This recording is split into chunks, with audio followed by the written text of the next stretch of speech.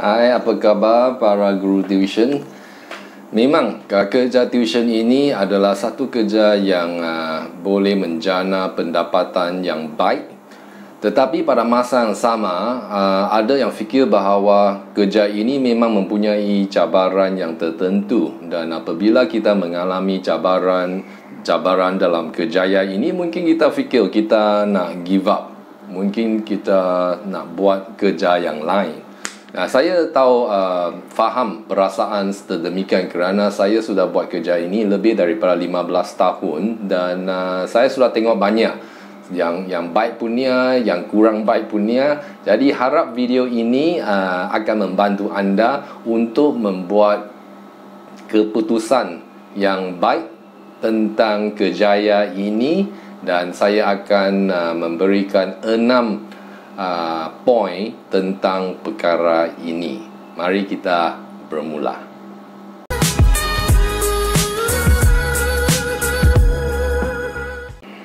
Ya, poin pertama yang menyebabkan sesetengah tutor untuk nak berhenti kerja ini ialah sangat susah untuk cari murid-murid. Ya, memang saya faham perasaan itu. Apabila saya bermula kerjaya ini lebih daripada 15 tahun dahulu, memang susah untuk cari student. Dan mungkin adakah anda sudah guna pelbagai jenis cara untuk mendapat student seperti advertisement dan sebagainya? Sekarang ada banyak cara untuk mencari student, melalui laman web, melalui internet, melalui social media, melalui memberikan risalah dari rumah ke rumah, di kedai ke kedai. Ada banyak cara untuk membuat iklan. Jadi adakah anda telah cuba semua jenis? Saya ada satu video untuk membuat pelbagai jenis iklan. Saya akan sertai di dalam description box below. Dan kadang-kadang kita buat advertisement 1-2 kali sahaja, tetapi sangat penting untuk konsisten, untuk buat ini dengan secara tetap tentu. Kerana sebagai seorang pemburu kerja, adalah baik untuk cari kerja setiap hari. Mungkin 2-3 jam setiap hari kita nak cari kerja atau belajar di internet, atau mungkin melalui memberi leaflet atau cara yang lain. Apabila kita buat secara tetap setiap hari 2-3 jam atau lebih, mengikut jadual waktu anda, lebih senang dengan cara ini untuk cari student. Dan pada masa ini mungkin ada student, mungkin boleh cari kerja sambilan. Untuk saya, apabila saya bermula tak senang untuk cari student, jadi saya kerja di itu supermarket di pasar raya. Dan saya jadi promoter untuk lebih daripada 2 tahun sebelum saya dapat lebih murid-murid. Dan selepas itu baru saya buat private tutoring sahaja. Jadi setiap orang berbeza. Ada yang senang cari student, mungkin dalam masa beberapa bulan dia sudah ada banyak student. Jadi terpulang kepada setiap individu. Nah, mungkin pada akhir tahun adalah satu masa mencabar. Semasa cuti sekolah, mungkin sesetengah student yang kita ada, mungkin mereka berhenti. Jadi adalah penting untuk kita buat budget, plan ahead. Bolehkah kita kumpulkan cukup duit sebelum hujung tahun? Jika semua student berhenti, kita ada masa untuk terus bayar semua bil yang tertentu dan boleh hidup lagi, dan boleh mencari pelajar lagi. Atau sebagai tutor yang baru, untuk mendapat pengalaman, mungkin baik untuk pergi, ya, untuk memberi trial lesson. Ya, jika kita bagi trial lesson, begitu ibu bapa lebih rasa lebih menarik untuk cuba kita punya cara mengajar. Ya, jadi ini adalah baik jika kita boleh dapat kemahiran mengajar apabila kita baru sebagai tutor. Poin yang kedua adalah apabila kita rasa susah dengan ibu bapa, dengan klien kita, semasa mereka mereka bayar lewat atau mereka selalu cancel, susah untuk kita dapat duit kan. Jadi adalah penting untuk pergi buat terms and conditions atau buat kontrak untuk setiap pelajar. Dan saya ada satu video tentang syarat-syarat yang diperlukan semasa kita buat kerja tuition ini. Saya akan letak di description box itu. Dengan itu, dengan syarat-syarat ini akan membantu untuk memastikan bahawa tutor mereka, kerja mereka boleh dilindungi. Pada masa yang sama, kita pun boleh fair terhadap ibu bapa mereka juga. Dan ada kadang-kala ada ibu bapa yang mempunyai expectation yang tinggi. Mereka fikir bahawa wow, student saya, anak saya boleh belajar dengan kamu, dan sekarang dia gagal dengan subjek itu. Dengan kamu boleh garanti kah supaya boleh dapat mata yang sangat tinggi? Tetapi ini ialah soalnya subjektif. Adalah baik untuk kita tidak memberi jaminan kepada ibu bapa, kerana mungkin kita boleh bantu satu student dengan sangat baik untuk mendapat markah yang cemerlang, tetapi untuk murid yang lain mungkin lebih mencabar, kerana setiap murid tidak sama. Mereka mempunyai latar belakang yang berbeza, dan oleh itu setiap orang belajar dengan cara yang berbeza. Dan oleh itu kita perlu membantu setiap pelajar mengikut tahap mereka.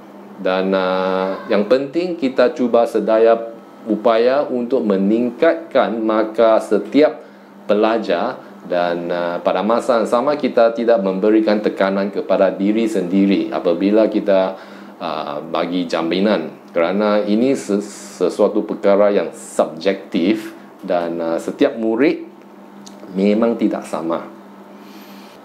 Jadi komunikasi mungkin adalah kunci untuk membantu ibu bapa mempunyai expectation yang realistik mengikut pelajar atau anak-anak mereka. Dan poin yang ketiga, ada yang berasa terlalu susah kerana mereka tak ada kereta, tak ada transportation. Mereka perlu guna pengangkutan awam. Dan untuk saya juga, apabila saya bermula dengan kerja ini lebih daripada 15 tahun dahulu, memang saya tak ada kereta dan saya guna bas. Dan kerana jika kita tinggal di KL, ada banyak traffic jam dan sebagainya, adalah baik untuk plan kita punya masa dengan lebih baik. Dan jika kita buat planning untuk sampai ke student punya rumah 30-45 minit sebelum itu lesson time, kita tidak akan terlalu tertekan, dan kita akan rasa lebih lega untuk mengajar pelajar kita. Jadi time management kita boleh cultivate perkara ini. Atau lebih senang, mungkin tempat kita ada tempat untuk buat tuition, dan kita boleh rendahkan kadar bayaran itu, dan kita buat tuition itu di rumah kita. Student semua boleh datang. Dan cara ini lumayan juga, kerana jika kita mempunyai banyak student, satu kelas, pendapatan itu pun sangat baik. Jadi kita boleh consider cara ini. Jadi selain daripada itu, poin yang keempat yang buat kerja ini sangat susah ialah murid itu, murid yang mencabar. Dan dengan hal ini memang adalah sangat baiklah jika kita boleh di dalam satu situasi di mana semua student itu sangat cemerlang, mereka sangat baik, dan mereka belajar dengan baik, mendengar dengan baik, tak ada isu dengan tingkah laku mereka. Memang senang untuk ajar, tetapi di dunia yang yang reality ini bukan setiap student begitu senang untuk ajar. Ada yang mempunyai personality yang berbeza, tingkah laku yang berbeza, ada yang perlu motivasi, mereka perlu galakan. Dan oleh kerana itu saya ada satu video tentang perkara ini, bagaimana kita boleh membantu pelajar yang mencabar. Saya akan sertai di dalam description box below juga. Ya, perkara yang positifnya ialah apabila kita menggunakan masa untuk mendapat pengalaman mengajar kepada pelbagai jenis pelajar, kemahiran mengajar kita akan meningkat, dan dalam masa yang akan datang pekerjaan kita menjadi semakin senang. Jadi jika kita rasa sangat tertekan, sangat tough pada masa ini, jangan putus asa dan cuba lagi.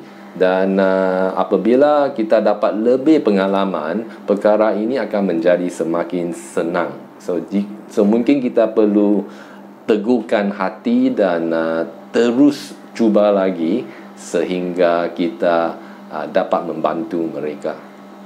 Ya, poin yang kelima, mungkin ada sesetengah ahli keluarga atau kawan-kawan yang baik kita rasa kerja tuition ini tidak kukuh. Mungkin mereka fikir bahawa kerja ini ialah kerja sementara, kerja sambilan sahaja.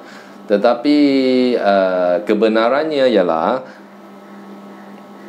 mungkin kita perlu berkomunikasi dengan mereka tentang kerjaya ini, kerana kerjaya ini ada banyak orang yang boleh mendapat pendapatan yang baik. Dan saya juga sudah buat kerja ini lebih daripada 15 tahun, dan saya sudah tengok semua, yang baik punya, yang susah punya, ada naik. Ini satu bisnes, ada naik, ada turun.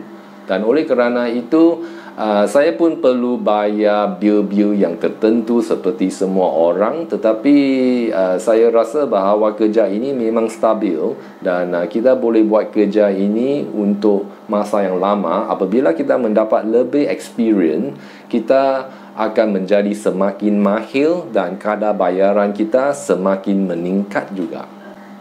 Ya, mungkin boleh tunjuk video saya tentang kerjaya ini. Ada cakap tentang adakah pekerjaan ini stabil tak, dan saya letak di dalam description box di bawah juga.